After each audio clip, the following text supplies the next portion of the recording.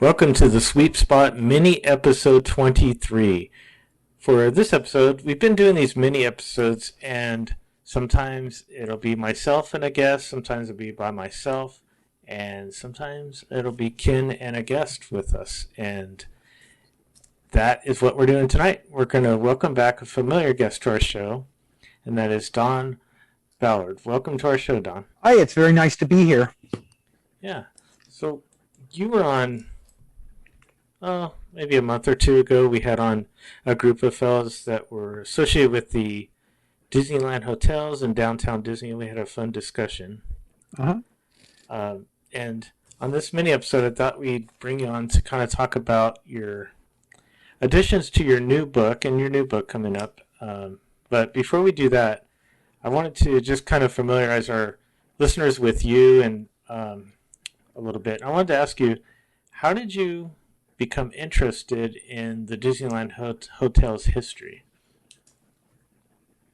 Well, a couple of things actually. My wife and I, this was in 1995, and we checked into the Disneyland Hotel, and we had a bellman that walked with us, and we stayed in one of the old garden rooms.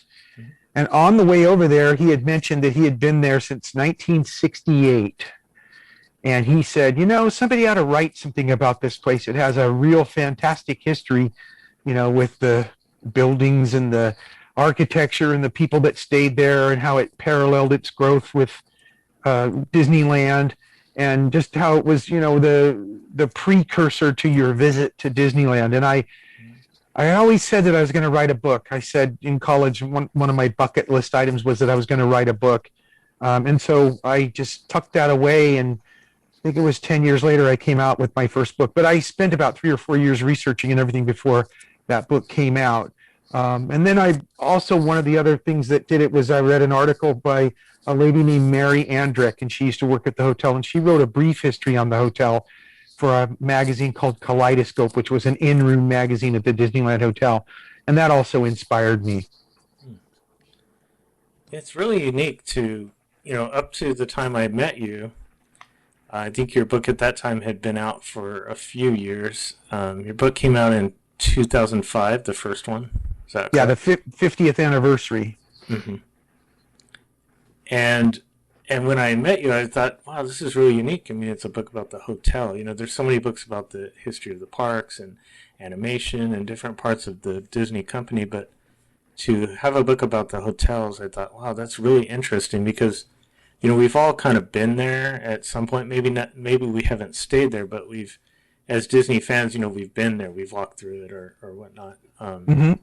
In the 80s, I know that, Ken and I, we enjoyed the underwater arcade there. So yeah, that's our connection to it a little bit. But so it came out, the 50th came out in 2005, and that is Disneyland Hotel, the early years, 1954 to 83. 88. 88. Sorry, Yeah. My eyes, I need glasses. I really do. Then you have another book that came out, Disneyland Hotel, 1954 to 59, The Little Motel in the Middle of the Orange Grove. Mm-hmm. Yep. What year did that come out? I couldn't find the info. 2011. I was asked to speak at D23 in 2011, and so it came out with the with that presentation that I did at D23. And so now you have a new book. Now, is this one like a different addition to your first book, or is it a completely different book, or I'd like you to explain, what it is? Well, I do have a completely different book coming out, but it's not going to be till around Christmas, and that will cover the decade of the 60s. This one is kind of a redo, if you will, a revised edition of the first book, with almost all new photographs and some text and all new captions and everything. Mm-hmm. I did it because when I came out with the first book, obviously I was limited with visuals because of what I had. But since then, it's just been an avalanche of, new photographs, new information, new material, brochures, paraphernalia, and And so what I did was I went in and I replaced almost every picture in the book with beautiful high resolution photographs that I think better depict the storyline. They're more relevant photographs to the text. At the time that I did it, I thought it was, it was really good and everything. But now this has just gone beyond that with the photographs I have, because they really help tell the story a lot better because of their sharp visual quality and the fact that they're just really vibrant photographs now that really depict the history and everything of the Rather years of the hotel, which was 1954 to 1988, when Disney bought the hotel from the Rather family in 1988. So it's a completely revised new edition book of that time period. And I'm really, really impressed with the pictures and everything that I've been able to accumulate and put in there to show this. Cool. I'm excited about it. So when your first book came out, I just wanted to see, similar to us, as I assume, is that, we put out our first book about Disneyland Custodio, and then all of a sudden all these people came out. Oh, I have this story and I have this and that, and which kind of that's how our second book became, because so many other stories and people came out. They were interested in what we had done in the first book. Did something similar to that happen when your first book came out?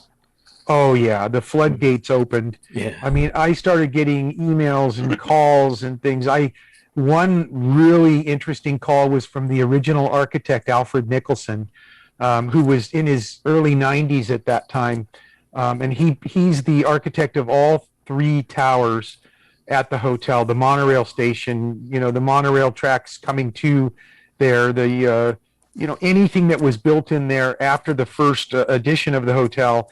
Him and his business partner, Kurt Weber and Nicholson Architects, was one of those calls. I also got a call from Helen Alvarez, who was one of the original owners up until 1958. And lots of cast members, lots of former employees. I even met Diane Disney Miller, through that. And she had stories to tell me about when her and Ron Miller stayed at the hotel. They didn't believe that she was Walt Disney's daughter when she was checking in. That was a real interesting story. But just all kinds of people, and then all sorts of people saying, I worked there for 11 years and I have 3,000 photographs. Would you like to see them? And I met one of the original photographers at the hotel, and she welcomed me in to look at her collection and let me make scans of a lot of her pictures. Just the floodgates just opened, which was why I wanted to come up with a revised edition for this first book, because I could use better pictures to depict the story. It's interesting. See, when you were talking about the original architect, that interested me. Did you get a chance to meet with him, or did he have any documents to show you, like plans or anything?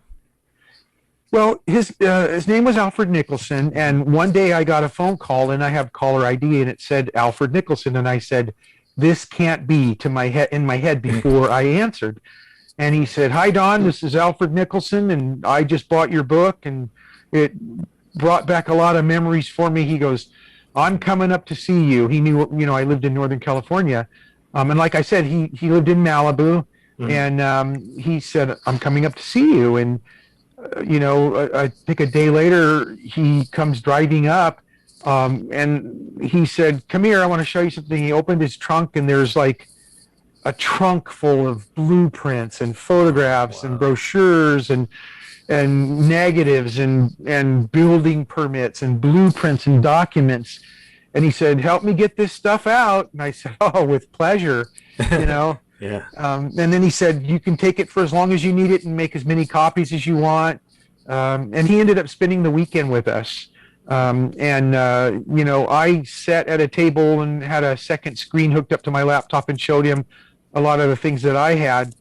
And one of the benefits that I got out of that was he's a visual kind of a drawing kind of a guy. So every time he would talk to me about when they had the idea to build the first tower, he'd be drawing on a notepad.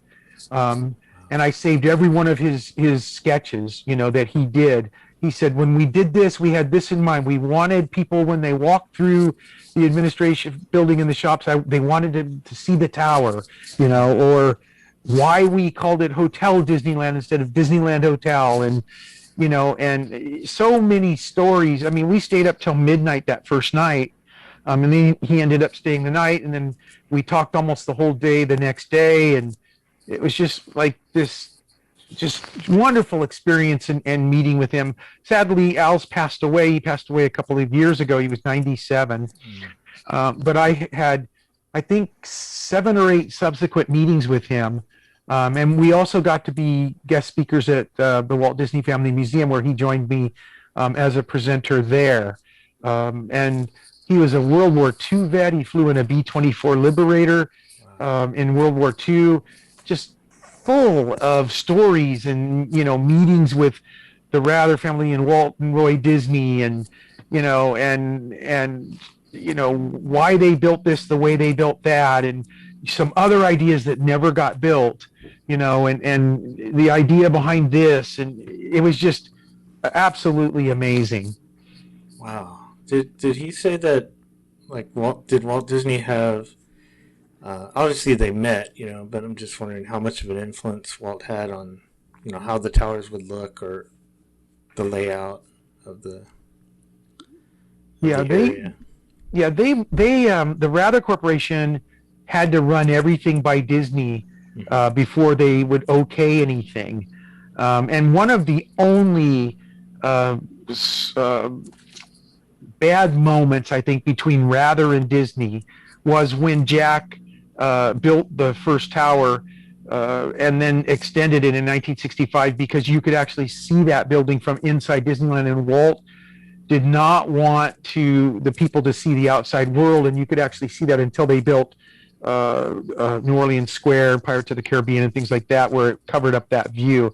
But that was the only disagreement I saw, but it was quickly rectified when they built New Orleans Square, because that was 1965, 1966, and so it didn't last for very long. But anything that they did, they got Disney's blessing before they did it, and they built as Disneyland built. When things were added at Disneyland, they added more rooms or more restaurants or more amenities at the hotel. The parallels between Walt Disney and Jack Rather were, something that came out. They were both family men. They both took a great gamble and adventure in building the hotel or Disneyland in 1955. They both wanted families to go places where they could enjoy themselves. And they both had quality first in mind, with, profit coming second. They just wanted people to have a really, really good experience and good time. And Jack Rather always knew that he was, the Ed McMahon to Johnny Carson, that, he was the thing that people would go to first, but the main event was Disneyland, and he was, the Lone Ranger's Tonto to the Lone Ranger. Right. He knew that, people were going to go to Disneyland, but he wanted them to have a good time while they were at the hotel. So he made sure of that, with the restaurants and the features and everything. But he knew people were going to see Disneyland. But he wanted a clean, comfortable, safe place with beautiful decor that people would be proud to stay at, that lived up to the Disney image. And so he was very careful about that. Well, of course, everyone can read more about the history of the hotel in your books. But where do you, there's so many different rumors and things. And don't tell me if there's something that you can't share. But I'm just wondering, that just out of curiosity, what do you think the future of the hotel is? Because those buildings are older now. Doesn't mean they have to go, but everyone likes to update things. Well, they're building another tower there now, a 4th tower. Actually, it's the 5th tower, because the first one had 2 that were just joined together. Right. And it's for Disneyland Vacation Club members only, the next tower.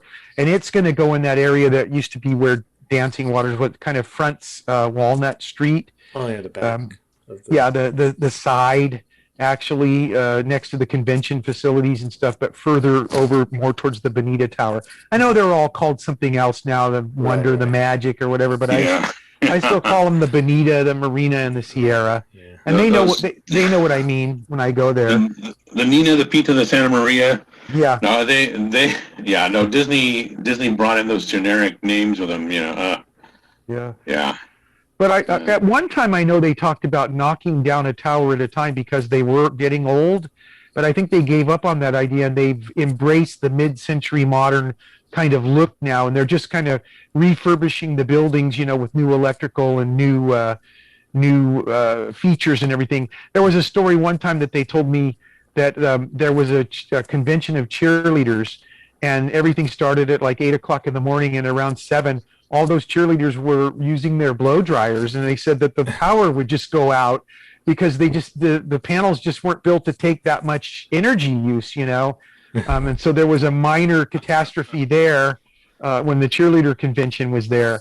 But I think they've embraced the mid-century look. I think that they're really embracing their history. I helped them with those panels that they put on the walls of the founders, the Rather family, and the history of the hotel. I just saw a new one the other day. The history of the Autopia is there with an Autopia car there. Oh, yeah. So I think they're embracing the history and just relishing in the fact that they're mid-century design, and they're just going to upgrade them, as they set. Yeah, I like that history. Go ahead, Ken. I noticed that they just closed Steakhouse 55. I mean, by closing, I just mean they're not reopening it.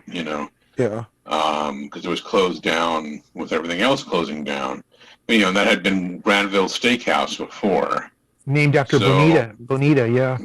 Of course, and it just seems strange to me that there would be any dead space at the Disneyland Hotel. I mean, considering how especially popular now the resort is. Yeah, I mean, the resort's so popular. What's up with that? I mean, I really don't know why they're closing that. I do know that they are going to repurpose that space, and I don't know if they're going to get something more in line with the vacation club, or I really don't know what the future plans are for that, but I was a little bit surprised when I heard that restaurant was closing. Mm-hmm. I really don't see they changed the name from Granville's, and of course they changed, like we just said, they changed the name of the towers. I really don't see the advantage of that. I mean, so what if it's all? I mean, who cares if nobody gets it? Some people will ask about it, and they'll hear a nice story as to why. And there's I just don't see what they gained by changing those names.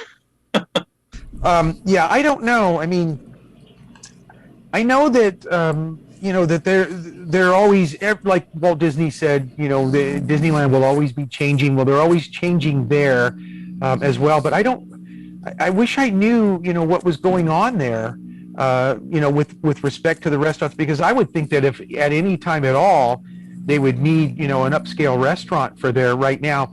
Especially since it's hard to book restaurants in downtown Disney. Usually the wait times are a couple of hours. So I really don't know what the rationale was behind that. As far as I knew, it was popular. It was the only time I knew that they were having problems getting people in was for breakfast, because everybody was always in a hurry to get to the park. So I don't know. I mean, I'm sure something's going to go in there that's fun and appealing, but maybe they'll make more of a family style restaurant where people can, of all budgets, can afford. Well, Don, I'd like you to, so your book, you mentioned the book that we've been talking about that's coming out, and then you mentioned another one, but what are the release dates for these books coming out, and where can people get them? The revised edition of the first book is available at the oldmillpress.com, www.theoldmillpress.com. And that's taking pre-orders right now. So if somebody wants to order that right now, they can get it. I think it's only $29.95 with free shipping, and they're signed. And that's coming. We're shipping copies of that, I think, in August. So in another month, we're shipping copies. The 1960s book won't be out till around December. I'm still doing layout and things for that. And that, too, is going to be fabulous, because that was the most dynamic decade at the hotel. And I have tons of eye candy and visuals for that one, thanks to Al Nicholson. And that'll be available through the Old Mill Press as well. And that'll be in December, around Christmas time, that people can order that.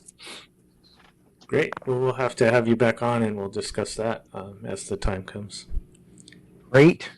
If people want to contact you or follow you on social media or anything like that, how can they do that?